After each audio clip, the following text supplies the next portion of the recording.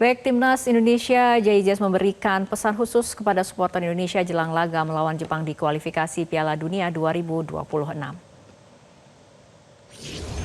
We deserve to be here. We've worked so hard to be here.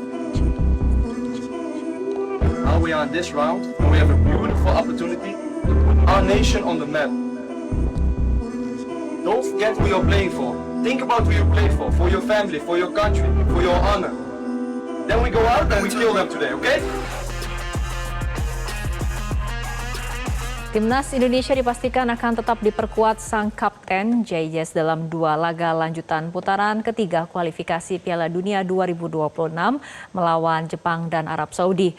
Baik klub Serie A Italia, Venezia itu pun mengajak seluruh masyarakat Indonesia untuk memberikan dukungan penuh bagi perjuangan timnas. Hal itu disampaikan JIJS dalam akun Instagramnya. Don't forget who you're playing for.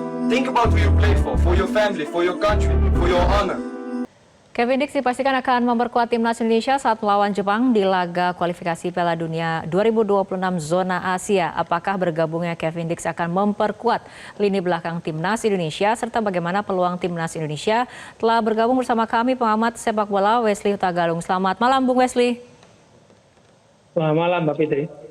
Bung Wesley, mengenai Match Hilgers yang batal memperkuat timnas melawan Jepang, menurut Anda bagaimana ini akan berdampak pada performa timnas Indonesia?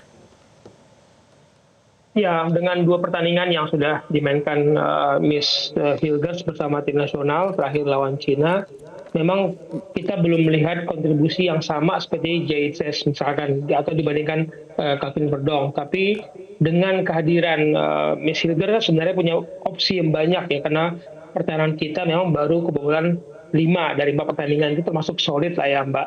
Tapi yang kita hadapi besok ini kan Jepang, punya 15 gol dari 4 pertandingan, hanya sekali kebobolan.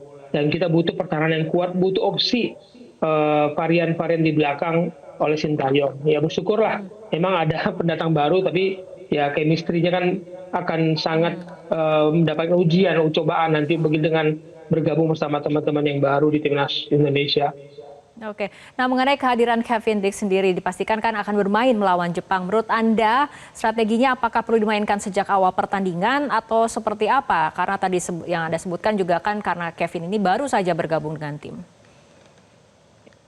Ini pertanyaan menarik dan kita tunggu-tunggu ya Mbak Fitri. Karena saya selalu mengatakan Sintayong selalu punya kejutan. Kejutan di starting lineup, kejutan gaya bermain. Nah, kemarin kan kejutannya melawan Cina, kita yang kemudian mendapatkan kejutannya karena ternyata surprise yang ingin diberikan Sintayong nggak cocok, nggak pas nih menghadapi Cina.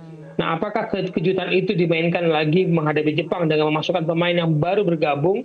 Mungkin dia memainkan 3 center back lagi, ataukah itu Rizky Ridho ataukah Humner, siapakah mendampingi 2 pemain ini antara Kevin Dix dan JIJS? Ini kejutan yang kita tunggu sih. Apakah kejutannya berhasil atau enggak? Ya ini yang sebuah harus yang dilakukan oleh seorang pelatih.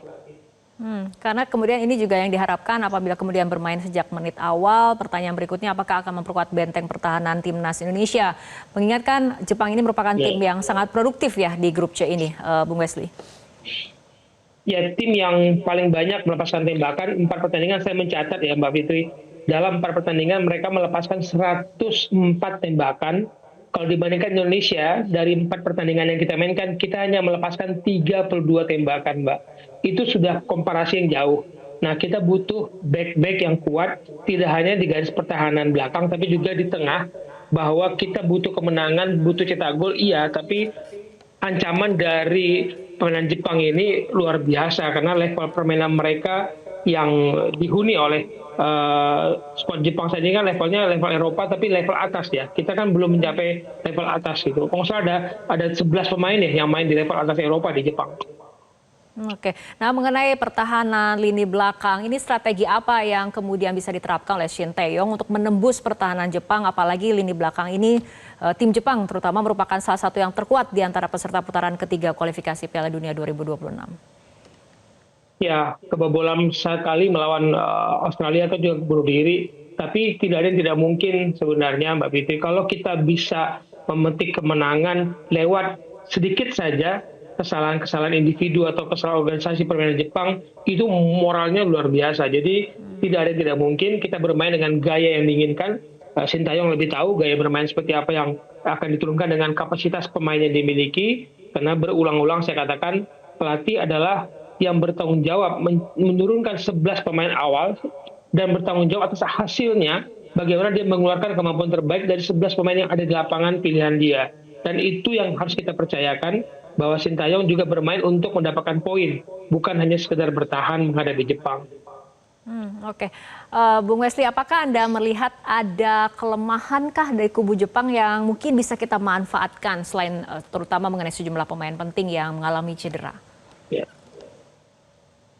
Saya hanya berharap Jepang kepercayaan dirinya mungkin over ya, sehingga kita mendapatkan kesempatan. Karena dari segi aspek permainan, organisasi, skill individu, varian strategi, itu kita masih harus katakan Jepang itu 2 level di atas kita lah saat ini.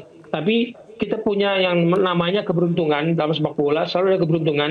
Itu yang kita kejar, Mas Fitri, bahwa sepak bola punya mungkin 10% yang harus kita kejar keberuntungan itu. Jadi kita fokus bermain dengan gaya sepak bola kita, main dengan disiplin kita, gaya bermain kita, dan kita kejar yang namanya keberuntungan itu ketika Jepang mungkin ada keteledoran, ada miskomunikasi di lini pertahanan, itu harus kita manfaatkan.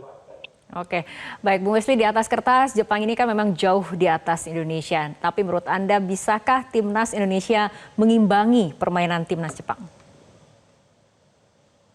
Mbak Fitri, kita sudah mengimbangi Arab Saudi di markas mereka, skor 1-1. Arab Saudi sudah bermain 6 kali di Piala Dunia. Kemudian kita mengimbangi Australia yang sudah 6 kali juga main di Piala Dunia. Oke, Jepang itu raja Asia katanya, pernah 4 kali juara. Dan juga bisa dikatakan mengejutkan lah di level dunia yang sudah bermain 6 kali juga di Piala Dunia.